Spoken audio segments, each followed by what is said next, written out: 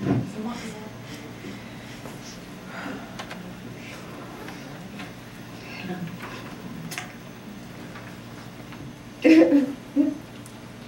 she's not.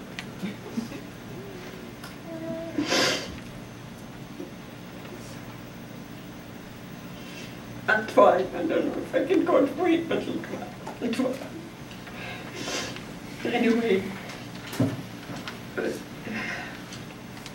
Ben is my second cousin. I'm Ella, by the way, Ella Hamburger. I'm from Houston, Texas. My grandmother and Ben's mother were sisters. The family were from Pinsk. And when Ben's father left Pinsk to go to Argentina, my grandmother took care of her sister, and Ben at that time was 3 years old. And we grew up on the other side of the world. My parents, my father was in Pinsk as well. He was older than Ben. He remembered playing with Ben when he was a little kid. He ended up joining the Russian army and meeting my mother. We ended up in Israel. I grew up in Israel, and I always heard about the family. Most of the family came here. There were 7 of them, brothers and sisters, who came here in the 20s, 30s. My grandparents were the only one who didn't survive. They were staying in Poland, and they were all killed by the Nazis. Many years later, my father, when they found it, my father was the sole survivor, the only nephew to survive. The family sent him and nephew David to come to the United States. And while they ended up leaving Russia, going on the way to the United States, they made a stop in France. And at that time, there was a quota of how many people could come to the United States, and just my parents were allowed to come, but my grandparents, who left with my mom as well, couldn't make it, and she wasn't going to leave them there. So they said, well, where should we go? I said, well, you can go to Israel. And years later, my dad, of course, was in touch with Ben's mother, or Antonia, and they corresponded for years. And later on, of course, Sally and Ben were in touch with us, and we started to correspond. In 1967, I met my husband, who was an American, who was in Israel at that time, and he left, and I was serving in the army. I was corresponding with Sally very much in those days, and the year after I finished my service, my boyfriend at that time, the guy I met, invited me to come, but my parents would not let me come here to a guy I met just a week in Israel. So, of course, I wrote my cousin Sally and Ben the story, and they sent me an invitation. And they said, well, okay, if the family sent you an invitation, well, we'll buy you a ticket, and you can go. And you have to understand, my father's had the dream to come to the United States all his life. And here, he never made it, but here I had the opportunity. He sent his daughter. And Sally and Ben were the first, I met them the first time in my life when they came to the airport to pick me up. They were both wonderful to me. They were like my parents here. I stayed with them for 4 months. We got engaged briefly after that, a month after I arrived. And we got engaged, and I've been here for 43 years. And they were like my parents here in the United States. We spent many, many weekends, almost every weekend with them. Both my girls, Leora, who was born here in the Bronx, and my husband at that time was doing his practice, and every weekend of his residency, we would go to Sally and Ben. They were wonderful, caring, generous people. And when we moved to Texas in 1972 to continue our training, it was devastating for us because that's the only family that we had, which we knew. So I'm just want to thank Ben. I missed Sally's memorial service and I felt very bad. And when I heard, I was in New York actually last Tuesday, when I heard that Ben passed away, I said, I'm coming again because I'm not going to miss this time.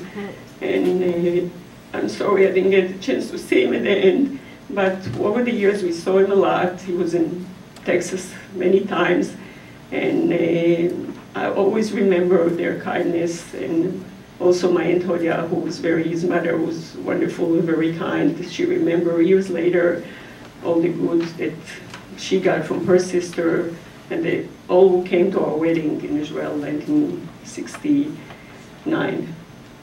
So they'll always be in our memory, and we love them forever.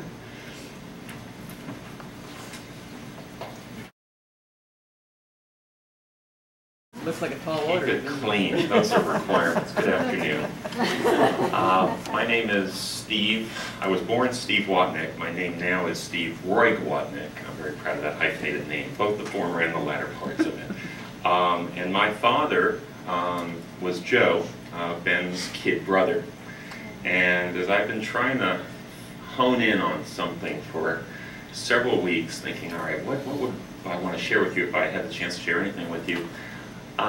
Benny as older brother protector, because there was certainly a, depending on the dates you see, and my father's birthday was always, he never believed that it was accurate coming to the country. There was about a 10-year, 9, 10, 11-year age difference. And my father passed away in December of '05, but I was struck that throughout his entire life, here's a man who, whether he was the end of his life, 72, 73, in his 60s, a man who was super gregarious, would be on the phone with dozens of people every week. Whenever he had a phone conversation with Ben, and Sally to a degree, but with Ben, he would recount the conversation in, it was like dictation, it was chronology, every minute detail.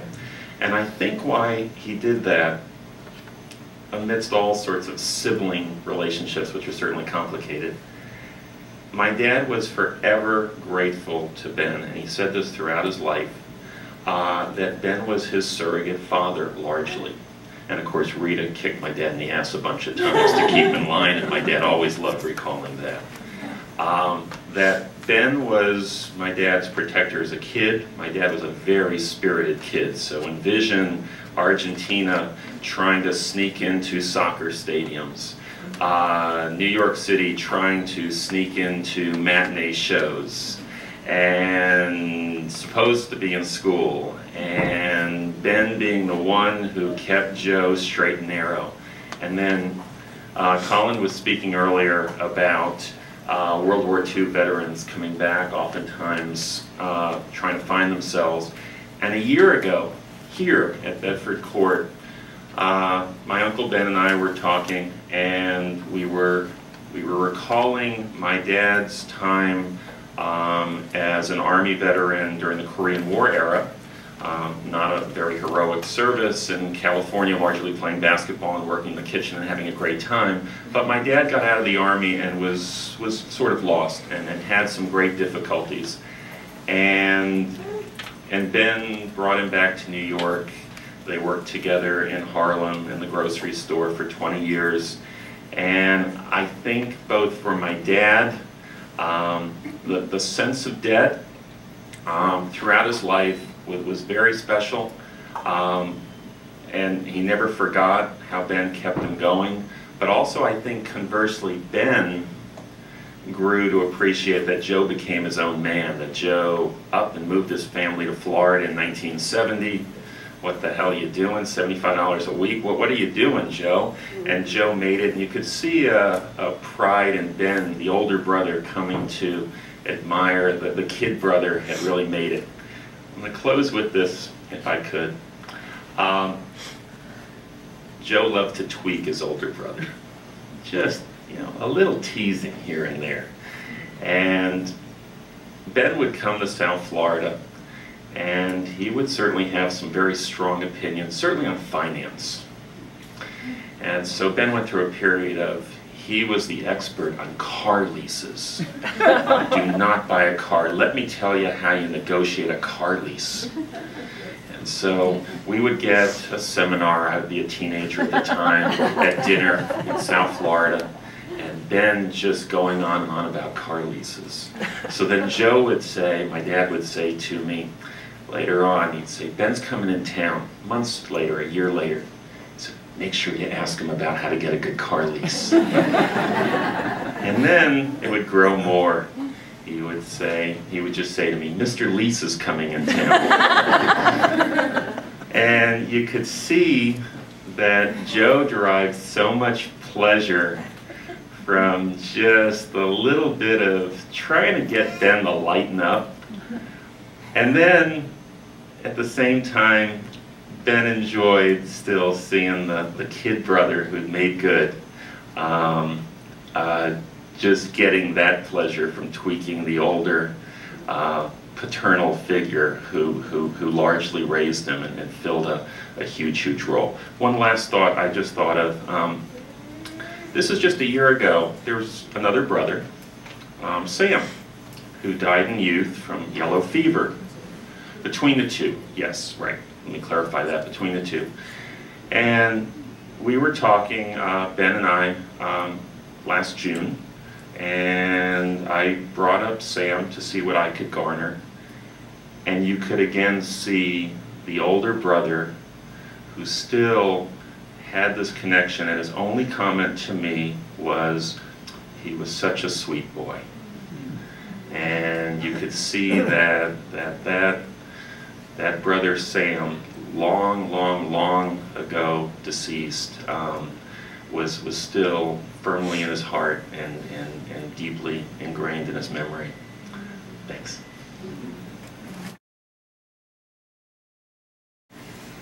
Alicia called me about 2 weeks ago. My name is Mark, and I met Ben when he was a nice person.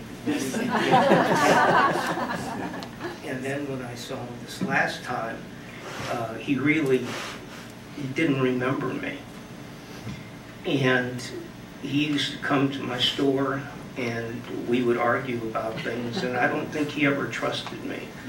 And I told him to do two things. I told him to buy Apple Computer and Amazon. And he thought I was crazy, because who's into computers and things like that? But of this whole thing, I've been asked to build a hotel somewhere, either here or with my friends in Vegas, where I lived for 12 years. And I promise you that the restaurant's name, if it comes to fruition, will be Benny's. Now, there's two people in this room, in my opinion, that are the luckiest people that I've ever met. One of them is Ron, and the other one is Dusty. I have 6 grandchildren, and I have four children.